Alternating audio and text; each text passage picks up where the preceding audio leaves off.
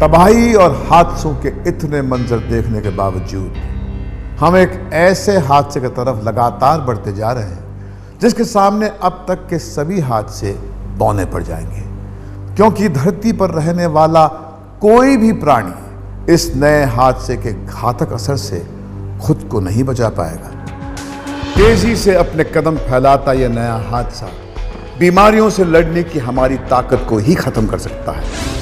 दिमाग, liver, kidney, दिल और आंतों जैसे हमारे कई महत्वपूर्ण अंग इस नए हादसे की चपेट में आ सकते हैं। ऐसी कई नई बीमारियां पैदा हो सकती हैं जिनके बारे में अभी हमें कुछ भी नहीं पता है। यह नया हादसा किसी डरावनी फिल्म की कहानी का कोई हिस्सा नहीं है। यह तो एक ऐसा सच है जो पिछले कोई 20 सालों से दुनिया के कई देशों में लोगों की सेहत और पर्यावरण के लिए एक बड़ा खतरा बनकर उभर रहा है। भारत के लोगों की सेहत और उनका खाना इस नए हादसे का अगला निशाना है।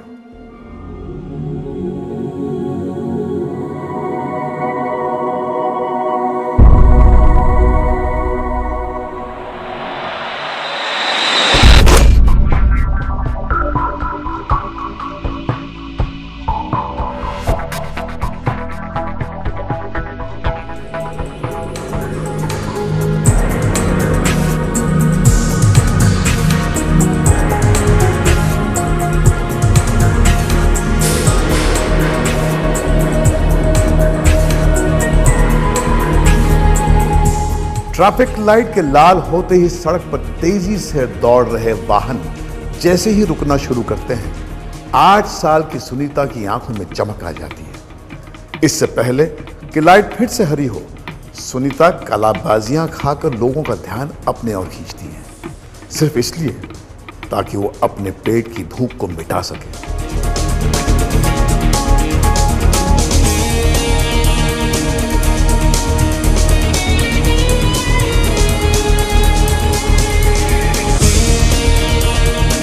सुनीता और इस धरती पर रहने वाले हर एक प्राणी के बीच कम से कम एक समानता है, और वो ये कि भूख हम सबको लगती है और जिंदा रहने के लिए हम सभी को खाना खाना पड़ता है। लेकिन शायद ही कभी आपने ये सोचा हो कि जो खाना हमें जिंदा रखता है, अगर वो ही हमारी जान का दुश्मन बन जाए तो क्या होगा? Food can start killing people. कैसे मर जाएंगे बताइए? गीला होगा तो मर भी सकते हैं। Which food may kill me? हाँ ऑब्वियसली पहुंच सकता है if it is not cooked properly. Why should food kill me? वो तो खाने के ऊपर डिपेंड करता है कि कौन सा खाना खा रहा है। हाँ, अगर उसमें कुछ मिलावट हो तो बिल्कुल नहीं मर सकते। खाना चाहिए तो आदमी जीता मरता है। और No, I didn't say that something's wrong with the food.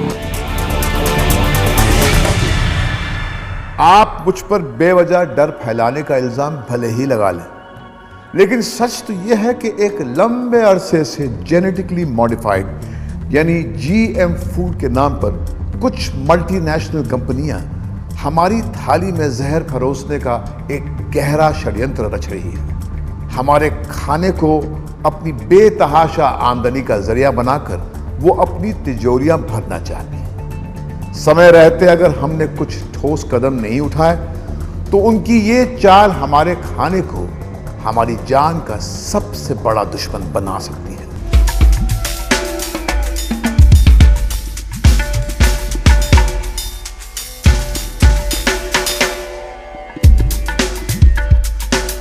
अनेकता में एकता की पहचान वाले हमारे देश में बहुत से ऐसे लोग हैं जो खाने को भगवान का स्वरूप समझते हैं, लेकिन बहुत ही कम लोग ये जानते हैं कि इन दिनों जीएम फूड के नाम पर दाल, चावल और सब्जियों जैसे हमारी रोजमर्रा के खाने की चीजों में जानवरों और कीड़े मकोड़ों के जीन डालकर उन्हें हमारी सेहत का दुश्मन बनाया जा रहा है। प्रकृति ने हमें एक ऐसा मौका दिया है कि जब भी हमने गेहूं की फसल को इम्प्रूव करना होता है तो हम गेहूं की प्लांट को गेहूं से क्रॉस करते हैं, धान की फसल को हम धान के ही फसल उसे वैरायटी से क्रॉस करेंगे, मक्की की फसल को मक्की से क्रॉस करेंगे। तो ये प्रकृति का एक नियम था।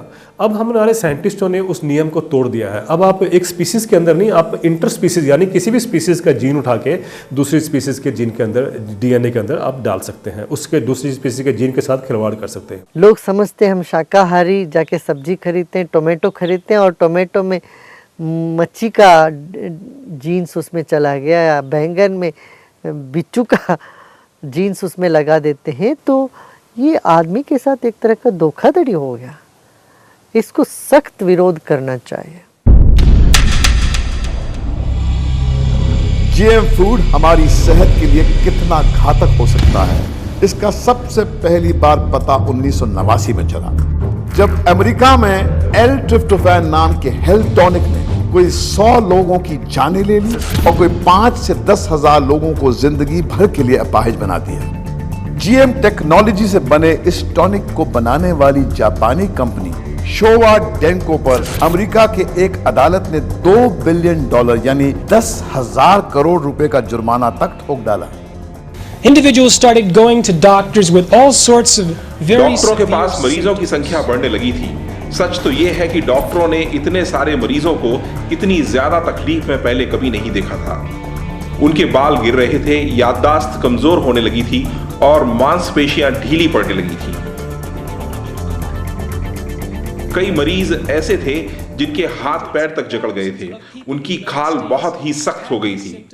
कोई 5 से 10 हजार लोग इस बीमारी की चपेट में आ गए, कुछ तो जिंदगी भर के लिए अपाहिज हो गए, जबकि कोई 100 लोगों की मौत हो गई। 5 to 10,000 people ultimately got this sickness. Some were permanently disabled. About 100 died.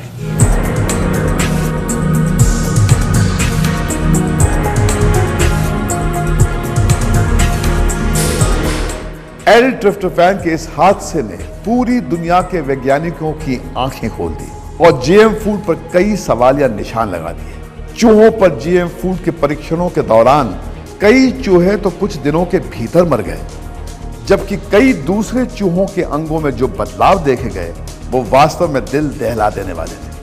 चूहों पे जितने भी ट्रायल हुए आज तक, चाहे वो मोनसेंटो के अपने ही ट्रायल थे, उसमें भी पाया गया कि चूहों की हालत जो है बहुत ख़राब हुई है। उसके बाद उसमें उनका लिकोमिया भी हुआ है, उनको ब्लड का भी उनमें प्रॉब्लम आया है, किडनी छोटी हुई है, लिवर छोटा हुआ है और जो बॉडी ऑर्गन्स है उनको इम्पैक्ट हुआ है। और तो और उसमें देखा गया कि अब इनफर्टिलिटी भी, एक ऑस्ट्रियन स्टडी अभी आई है लेटेस्ट, उसने कहा है कि चूहों में इनफर्टिलिटी भी उसमें पैदा होती है। इसका मतलब साफ है कि जब हम उसका उपयोग करेंगे तो हमारे अंदर भी या ह्यूमन बींग्स के अंदर भी वो बीमारियां जो हैं वो लाजमी है, वो आएंगी।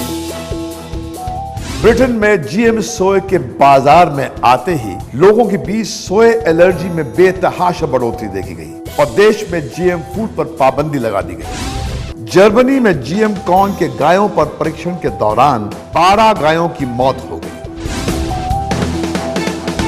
बीटी कॉर्न से निकले पॉलन के हवा में घुलने से फिलीपींस के एक गांव में सभी लोग खुजली से परेशान हो उठे और उनका सांस लेना भी मुश्किल हो गया। जेनेटिक इंजीनियरिंग धरती पर अब तक की सबसे खतरनाक टेक्नोलॉजी है और इसका हमारे खाने में इस्तेमाल करना सिवाय पागलपन के और कुछ नहीं है। जब तक पूरा experiment for long sustained period of time, एक दीर्घ काल तक, लंबे समय तक प्रूव नहीं होता कि इससे कोई नुकसान नहीं होगा, इससे कोई किसी तरह का हार्म नहीं होगा, तब तक ऐसे वेंचर नहीं करना चाहिए, ऐसा कदम नहीं उठाना चाहिए जिससे एक तरह का परमानेंट शाश्वत डैमेज ना हो जाए। हैरानी की बात तो यह है कि जीएम फूड्स के इतने ज्यादा घातक परिणामों के बावजूद अमेरिका का food and drug administration FDA इन्हें बाजार में बेचने के लिए इन पर अपनी मोहर लगाता रहा। एक सज्जन ने अमेरिकन FDA के खिलाफ केस किया और उसमें जब ये केस के सामने कोर्ट में FDA को 44,000 पेजेस को लाना पड़ा। उस पेजेस में ये बड़ा स्पष्ट था उन डॉक्यूमेंट्स में कि अमेरिकन साइंटिस्ट ने वार्न किया था कि इस जेनेटिकली मॉडिफाइड फूड से बहुत सारे प्रॉब्लम हो सकते हैं, लेकिन उसको पॉलिटिक्स ने दबाया गया। और इसका मतलब साफ है कि FDA जो अमेरिका का है वो दूध का धुला नहीं है। जीएम फूड्स को बढ़ावा देने वाली मल्टीनेशनल कंपनियों का यह दावा है कि ग्रीन रेवोल्यूशन के बाद जीन रेवोल्यूशन ही दुनिया को भूखमरी से बचा सकता है। इन कंपनियों का कहना है कि जेनेटिक इंजीनियरिंग के जरिए फसलों की पैदावार बढ़ाई जा सकती है, खेती पर आने वाली लागत को कम करके वातावरण में तेजी से फैल रहे प्रदूषण को भी कम किया जा सकता है। उनका दावा बिल्कुल गलत है। अगर हम ऑर्गेनिक एग्रीकल्चर करें तो उसमें हमें बिल्कुल ही पेस्टिसाइड के इस्तेमाल करने की ज़रूरत नहीं होती है। अगर हम बायो पेस्टिसाइड इस्तेमाल करें तो उससे ज़्यादा एनवायरमेंटल फ्रेंडली क्या चीज़ हो सकती है। 2001 से लेकर 2003 तक भारत में 65 मिलियन टन यानी 650 लाख टन का गेहूं और चावल का भंडार था। और ये 650 लाख टन कितने होते हैं, ये समझने के लिए एक एनालिसिस हुआ कि एक बोरी अनाज के ऊपर एक बोरी अनाज रखें, उसके बाद ऊपर एक और बोरी रखें। अगर आप इस तरीके से आप 65 मिलियन टन यानी 650 लाख टन को स्टैक करते तो आप चंद्रमा पर जा सकते थे। इतना अनाज हमारे देश में था और उसके बावजूद भी 32 करोड़ लोग जो हैं वो भूखे सोए। इसका मतलब स्पष्ट है कि पैदावार बढ़ने से भूख नहीं मिटती है। और अगर यही कंपनियां जो आज कह रही है कि हम देश के लिए या भारत के लिए ऐसी क्रॉप्स लेके आ रहे हैं जिससे पैदावार होने से भूख मिटेगी, तो जब ये हमारे पास अनाज था और दूसरी तरफ भूखे थे तो ये कंपनियां कहाँ थी? I'm not against genetic engineering per se. मैं जेनेटिक इंजीनियरिंग के खिलाफ नहीं हूं, इसका दवाओं को बनाने में इस्तेमाल हो सकता है, लेकिन हमारे खाने और फसलों में इसके इस्तेमाल में जो जल्दबाजी की जा रही है वो बेहद खतरनाक साबित हो सकती है।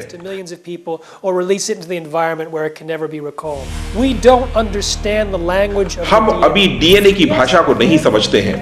बेहतर होगा कि इंसानों की आंतों में जहर घोलने की बजाय जीएम टेक्नोलॉजी पर प्रयोगशालाओं में एक लंबे समय तक रिसर्च की जाए।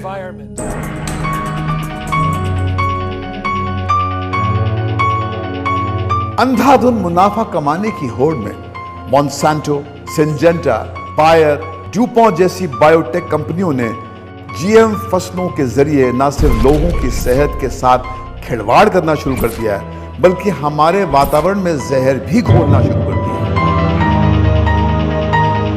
अमेरिका में जीएम कॉर्न के स्टार्लिंग ब्रांड के बाजार में आते ही लोगों में एलर्जी की शिकायतों में बेतहाशा बढ़ोतरी हुई और एक बार फिर यह बात साबित हो गई कि जीएम फूड्स हमारी सेहत के लिए ठीक नहीं है। मेरा दम घुटने लगा था और एक बार तो लगा कि मैं मर ही जाऊंगी। ये लोगों का ग्रीड है, जो ग्रीड से ज़्यादा पैसे बनाओ, जल्दी बनाओ, इस तरह का ये एक लोभ के वजह ये लोग ऐसे काम में लगे हुए हैं। ना इसका नैतिकता देख रहे हैं, ना इसका जो बुरा असर जो पड़ रहा है समाज में, जान माल का जो नुकसान हो रहा है, ये नहीं देखते हुए सिर्फ अपने को पैसे कमाने के लिए जो इस तरह से कर रहे हैं, ये घोर अपराध है। यूरोप के देशों ने शुरू में जीएम फसलों का बड़ा गर्मजोशी से स्वागत किया, लेकिन गायों में दूध को बढ़ाने के लिए जीएम टेक्नोलॉजी से बनाए गए बोवाइन ग्रोथ हार्मोन के इंजेक्शन से प्रोस्टेट कैंसर के फैलने की खबरों ने उनके पांव तले जमीन ही खिसका दी। उनके यहाँ पर मैड काउ डिजीज़ आई। मैड काउ के डिजीज़ के बाद फुट एंड माउथ डिजीज़ का प्रकोप हुआ और उसमें हज़ारों की संख्या में जानवरों को स्लॉटर किया गया, उनको जलाया गया, उनको मारा गया, बुचर किया गया। उससे जो लोगों में दहशत एक पैदा हुई, तो लोगों को ये डर लगा कि अगर इससे जानवरों को नुकसान हो सकता है ये मैड काउ डिजीज़ वजह से, तो बोवाइन ग्रोथ हार्मोन खाने से, जिससे कि ये उसमें माना जा रहा था कि प्रोस्टेट कैंसर भी लोगों को हो सकता है, स्पेशली महिलाओं को, उसके खिलाफ एक रेजिस्टेंस बिल्ड हुआ। बोवाइन ग्रोथ हार्मोन के इस्तेमाल पर पाबंदी तो लगा दी गई, लेकिन पूरे यूरोप में लोग जीएम फूड्स के खिलाफ सड़कों पर उतर आए और अपनी सरकारों को उन्होंने जीएम फूड्स पर पाबंदी लगाने के लिए मजबूर कर दिया। We demand more studies, that's why हम चाहते हैं कि जीएम फूड्स पर और रिसर्च हो, इसलिए हम फिलहाल इस पर पूरी तरह रोक लगाने के हक में हैं। जीएम फूड्स के विरोध ने आम लोगों और किसानों के बीच एक ऐसी एकजुटता पैदा कर दी जिसकी मिसाल मिलना मुश्किल है। I myself would never eat GM food because GM foods के बारे में हमारे पास अभी पूरी जानकारी नहीं है, इसलिए मेरी तो आपको ये ही सलाह है कि आप अभी इनसे दूर ही रहें। I would advise you not to eat it because we don't know if it's safe. Switzerland में तो लोगों ने एक रेफरेंडम के जरिए सरकार को देश में जीएम फसलों के उत्पादन और जीएम फूड्स की बिक्री पर पूरी तरह रोक लगाने पर मजबूर कर दिया। Majority of consumers did not see any advantage, so हमारे किसान भी ये जानते हैं कि उनकी फसलों में जीएम अगर नहीं होगा तो उसकी उन्हें अच्छी कीमत मिलेगी और लोग भी उन्हें खरीदना चाहेंगे। if they are without GM. एक ऐसे समय जब दुनिया के कई देश जीएम फसलों और जीएम फूड्स के लिए अपने दरवाजे बंद कर रहे हैं, वहीं भारत में दर्जनों की संख्या में फसलों और सब्जियों में तरह तरह के जीन डाले जा रहे हैं। इसकी सिर्फ एक ही वजह है और वो ये कि देश के ज्यादातर लोग ये भी नहीं जानते कि जीएम फूड्स क्या हैं और उनकी सेहत पर इनका क्या असर पड़ सकता है। जेनेटिकली मॉडिफाई नहीं, मैंने कभी नहीं सुना। ज़्यादा तो पता नहीं है उसके बारे में कुछ। I don't even know whether it is good or bad. We don't have any other option, then we got to use it. It's very bad. And we're still alive. We have some clues. वो food होते हैं जो laboratory में produce होते हैं, कुछ होता है। I really don't know exactly what. I'll prefer organic food rather than the genetic modified food. What food you are talking about? People don't know anything about GM foods at this stage. The government... लोगों को GM food के बारे में अभी कुछ भी नहीं पता है। सरकारों को भी नहीं मालूम कि जीएम फूड्स क्या है। इसके बावजूद भी हम जीएम टेक्नोलॉजी को लोगों की जिंदगी के साथ खिलवाड़ करने की छूट दे रहे हैं। Food production and massive implications for consumption.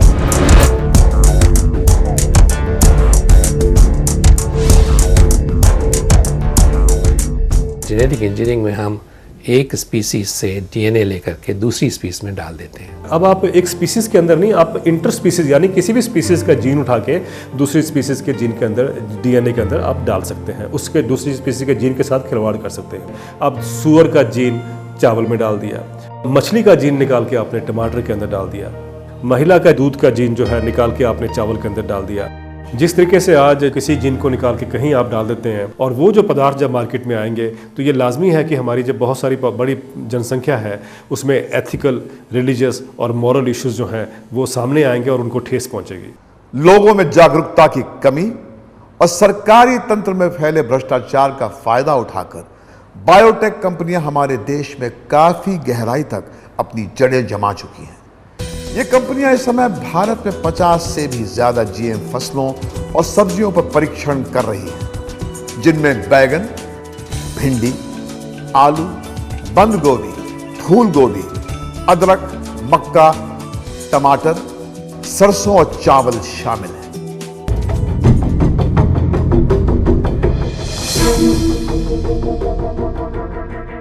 ऋषि कृषि का ये जो देश है, इसमें अपना जो कृषि की जो पद्धति है, जैविक खेत है, ऑर्गेनिक फार्मिंग है, इसको बढ़ावा देना।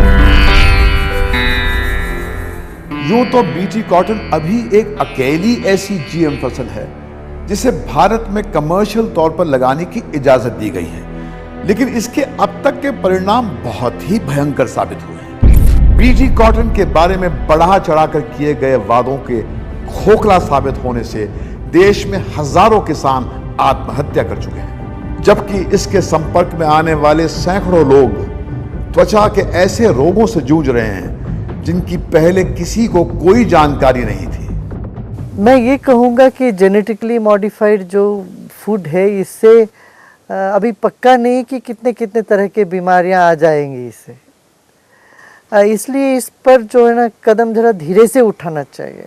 प्रयोग करना ठीक है, मगर मास स्केल में इसका प्रोडक्शन हो जाए, ये हम इसके विरोध में हैं। आंध्र प्रदेश, हरियाणा और पंजाब के कई गांवों में बीटी कॉटन में मौजूद जहर की वजह से 2000 से भी ज्यादा भेड़ बकरियों के साथ कई बड़े जानवरों की मौत हो गई। इस मौत का कारण था कि उन्होंने बीटी कॉटन प्लांट्स को खाया, और जब उन्होंने इसको खाया तो उनका जो रूमन है, जो कि एक दूसरा स्टमक होता है इन जानवरों में, उसमें खाना डाइजेस्ट नहीं हुआ, और नहीं डाइजेस्ट होने की वजह से इंटेस्टिन्स में नहीं गया, और उनकी इंटेस्टिन्स जो पाई गई हैं सिकुड़ी हुई, उसका कारण यही है। हालात तो यहां तक बिगड़े कि आंध्र प्रदेश में सरकार ने जगह जगह बोर्ड लगाकर लोगों को चेतावनी दी कि बीटी कॉटन के खेत उनके जानवरों के लिए जानलेवा साबित हो सकते हैं। अगर आप ये सोचते हैं कि बीटी कॉटन का जहर सिर्फ किसानों और उनके जानवरों तक ही सीमित रहेगा, तो यह आपकी बहुत ही बड़ी भूल होगी, क्योंकि बीटी कॉटन में जो जीन और जो टॉक्सिन है वही बीटी बैगन में भी है, जिसको लेकर लोगों में बेहद गुस्सा है और अपना विरोध जताने के लिए वो सड़कों पर उतर आए। इस देश में नहीं घुसने देंगे। ये कार्रवाई हमारी उस लड़ाई की घोषणा है। ये जेनेटिकली मॉडिफाइड बीज का किसानों द्वारा विरोध किया जा रहा है। If we die tomorrow, if we get cancer, it's not just cancer that we'll get, will be passed on to our children. This is a question of our lives and it's no joke. BT brinjal, could be a catastrophe. BT बैगन खाना बहुत ही खतरनाक साबित हो सकता है। इसमें एक ऐसा जीन है जो एंटीबायोटिक दवाओं को बेअसर करके नई बीमारियां पैदा कर सकता है। खाने को पचाने में मदद करने वाले बैक्टीरिया का सफाया करके ये हमारी आंतों को पेस्टिसाइड बनाने की फैक्ट्री में बदल सकता है। कि डेटा दिया गया है मोंसांटो का, जिसकी वजह से बीटी बैगन के ऊपर काम हो रहा है और कह रहे हैं कि हम इसको रिलीज़ करना चाहते हैं। उसका एनालिसिस किया गया है दुनिया के बहुत से साइंटिस्ट ने, और ये दिखाया गया है कि उस डेटा में बहुत सी कमियां हैं। अगर आप बीटी बैंगन को एक शीशे के जार में रखें और उसके अंदर कुछ शूट बोरर कीड़े डालें तो आप देखेंगे कि वो कीड़े जो है वो मर जाते हैं। वही बीटी बैंगन जब हम खाएंगे तो हमारे शरीर के अंदर क्या होगा, इसके हमें सोचने की बहुत बड़ी ज़रूरत है। और आज तक हम ये मान के चलते थे कि जब हम बाज़ार से बैंगन लेके आते हैं तो हम जब उसको धोएंगे तो जो केमिकल पेस्टिसाइड्स हमने लगाए हैं उसका जो उपयोग है या उसका जो इफ़ेक्ट है वो कम हो जाएगा। लेकिन अब आप लेके भी आएंगे, आप धोएंगे भी, लेकिन अब ये मत भूलिए कि वो टॉक्सिन जो है, जो जहर है, वो बैंगन के अंदर है और वो धोने से नहीं जाएगा। This comes from California. This is from the USA. Lychee from Thailand. हमारी सरकार भले ही ये दावा करे कि उसने अभी तक देश में किसी भी तरह के जीएम फूड को बेचने की इजाजत नहीं दी है, लेकिन उसके इस दावे पर हम यकीन करें तो कैसे करें, खास तौर पर यह जानते हुए कि ज्यादातर अमेरिकी ब्रांड्स जेनेटिकली मॉडिफाइड होते हैं और इसके बावजूद उन्हें हमारे बाजारों में बिना किसी रोक टोक के बेचा जा रहा है। इस बात में कोई शक नहीं कि भारत के लोग काफी समय से जेनेटिकली मॉडिफाइड फूड यानी जीएम फूड खा रहे हैं। ये पेप्सिको इंटरनेशनल के डोरिटोस कॉर्न चिप्स है जिनको हमारे देश में बेचने की इजाजत नहीं मिलने चाहिए क्योंकि इनमें जीएम कॉर्न है। मई 2008 में जर्मनी के लैब में जब डोरिटोस चिप्स की जांच की गई तो ये बात साफ हो गई कि इनमें जीएम कॉर्न की वो वैरायटी है जिसे हमारे लीवर और किडनी को नुकसान पहुंचता है, और इसीलिए यूरोप के कई देशों ने इस जीएम कॉर्न पर बैन लगाया है। सबसे ज्यादा दुख की बात तो यह है कि हमने अपने स्वास्थ्य मंत्री और जीईएसी को तुरंत इसकी जानकारी दी थी। 8 महीने बीत चुके हैं और डोरिटोस अभी भी खुले तौर पर अपने बाजारों में बिक रहे हैं। डोरिटोस भारत में बिकने वाला अकेला ऐसा ब्रांड नहीं है जो कि जेनेटिकली मॉडिफाइड है। मैं अभी दिल्ली के खान मार्केट में हूँ। यहाँ मैं आपको दिखाऊंगा कि भारतीय बाजार किस हद तक जीएम फूड से भरे पड़े हैं। So this is from the United States. It contains ingredients that are from soy or corn, and therefore you can assume that unless it says organic, it's genetically engineered. Canola is genetically engineered, both in the United States and Canada. It's got corn syrup, cottonseed oil, soybean oil.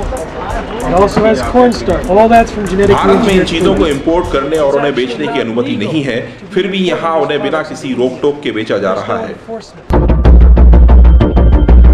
सरकार ने देश में GM फसलों और GM foods को मंजूरी देने के लिए जेनेटिक इंजीनियरिंग अप्रूवल कमेटी यानी जीईएसी का गठन तो किया है, लेकिन वो बहुराष्ट्रीय कंपनियों के हाथों में एक कठपुतली बनकर रह गई है। इसी का नतीजा है कि आज हमारे बाजारों में जीएम फूड्स खुलेआम बिक रहे हैं। जीईएसी सिर्फ एक इंडस्ट्री के लिए एक रबर स्टैंप है, और जो भी एक्सपेरिमेंट्स देश में हो रहे हैं वो इस तरीके से हो रहे हैं ताकि कंपनियों को उसमें कहाँ फ़ायदा हो सकता है ये नहीं देखा जा रहा कि आम आदमी को, आम किसान को, आम उपभोक्ता को इसमें कहाँ जो हमें है उसमें कॉशन लेना चाहिए या प्रिकॉशन लेना चाहिए।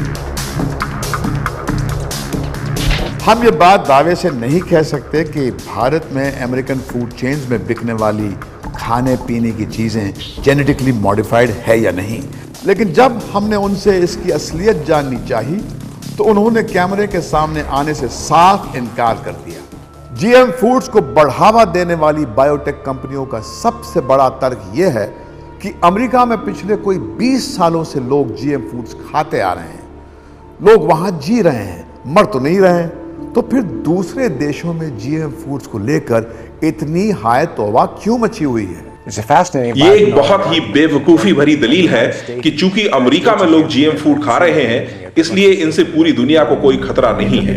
अमेरिका को तो ये जानने में 500 साल लग गए कि सिगरेट पीना सेहत के लिए खतरनाक है। इसलिए खाने पीने के मामले में अमेरिका को अपना रोल मॉडल मानना काफी महंगा साबित हो सकता है।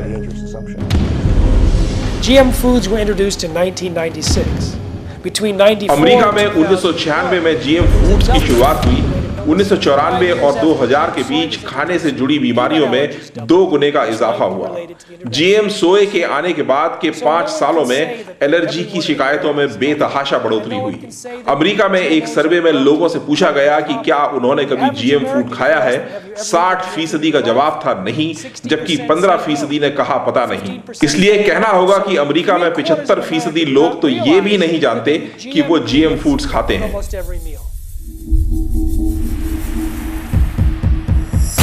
खाद्य संकट के बहाने जीनांतरित बीजों को बढ़ावा। स्विट्जरलैंड ने जीएम फसलों पर सन 2013 तक रोक लगाई। फ्रेंच पार्लियामेंट का जीएम फसलों को मंजूरी देने से इनकार। इटली, ग्रीस, ऑस्ट्रिया और पोलैंड ने जीएम फसलों पर रोक लगाई। वैज्ञानिकों ने जीएम फूड्स के खिलाफ चेतावनी दी। बच्चों के लिए घातक साबित हो सकते हैं जीएम फूड्स। प्रिंस चार्ल्स की चेतावनी, तबाही मचा सकती हैं जीएम फसलें। भारत बीटी बैगन की प्रयोगशाला नहीं है। आज तक इतिहास में जितने भी हादसे होते आए हैं, चाहे वो सुनामी का हो, चाहे वो 26/11 का हो, या 9/11 का हो, या हिरोशिमा का हादसा हो, डिज़ास्टर हो, या अर्थक्वेक, या जो भी फ्लड्स की बात हम करते हैं, वो सारे के सारे इसके मुकाबले में कहीं स्टैंड नहीं कर पाएंगे जो हादसा हम जेनेटिकली मॉडिफाइड क्रॉप से दुनिया का कर सकते हैं। आज हम सभी के सामने एक बड़ा सवाल यही है कि जीएम फूड से अपनी और अपने परिवार की सेहत को बचाने के लिए हम क्या कर सकते हैं। साम दान भेद दंड 4 उपाय बोले गए हमारे। किसानों को इसके प्रति जागरूक करें। एक तो किसान नहीं बोएगा तो किसी को मिलेगा ही नहीं। फिर कंज्यूमर को भी इसके प्रति अवेयर करें। और ब्यूरोक्रेट्स, जो शासक लोग हैं और भी जो अधिकारी वर्ग है जो बैठते हैं वहाँ, उनको इसके प्रति सजग करें। फिर भी ऐसे विनाशकारी काम में लगे तो उनको सख्ती से निपटें। अगर हमें इसको प्रॉब्लम को हैंडल करना है, सिर्फ एक ही तरीका है, वो ये कि हमारे सारे लोग, फार्मर्स हैं, कंज्यूमर्स हैं, वो सब प्रोटेस्ट करें और गवर्नमेंट के ऊपर भार डालें कि हम आपको इलेक्ट ही नहीं करेंगे अगर आप इस जीएम क्रॉप्स के को बंद ना कर दें इस वक्त, कम से कम 10 साल के लिए। और इस दरमियान में आप लेबॉर्ट्री को बनाइए जिससे कि हम इसको अच्छी तरह से टेस्ट कर सकें। यही एक समय है आपके पास आपकी आवाज़ को बुलंद करने का। अगर आप अपनी आवाज़ को ज़ोर से नहीं उठाओगे तो ये मान के चलिए कि आने वाले कुछ दिनों में बीटी ब्रिंजल आपके टेबल के ऊपर तो आ ही गया है, आपकी थाली में परोसा गया है। और अगर आप उसके खिलाफ अब एकजुट होकर नहीं खड़े होंगे तो किसी को दोष मत दीजिए। शाम होते ही जैसे जैसे सड़क पर वाहनों की संख्या कम होती जाती है, सुनीता अपने घर जाने के लिए बेचैन होने लगती है, क्योंकि दिन भर की मेहनत के बाद ही उसे रात का खाना नसीब होता है। सुनीता को भले ही ये न मालूम हो कि जो खाना वो खाएगी वो उसकी सेहत के लिए ठीक है या नहीं, लेकिन अपने आप को पढ़ा लिखा समझने वाले हम लोग कैसे अपने खाने को उन कंपनियों के जिम्मे छोड़ सकते हैं जो हमारी थाली में जहर परोसकर अपनी तिजोरियां भरना चाहती हैं। हमारे जिस्म मल्टीनेशनल कंपनियों के गुलाम नहीं है, इसलिए इन कंपनियों की हिमायत करने वाली अपनी सरकार पर हमें दबाव डालना होगा कि वो देश में तब तक किसी भी तरह के जीएम फूड को बाजार में नहीं आने देंगी जब तक कि ये साबित नहीं हो जाता कि इनसे हमें और हमारे पर्यावरण को कोई खतरा नहीं है। सवाल सिर्फ हमारी सेहत का ही नहीं बल्कि हमारे पूरे अस्तित्व का है, जो जीएम फूड्स की वजह से खतरे में नजर आने लगा है।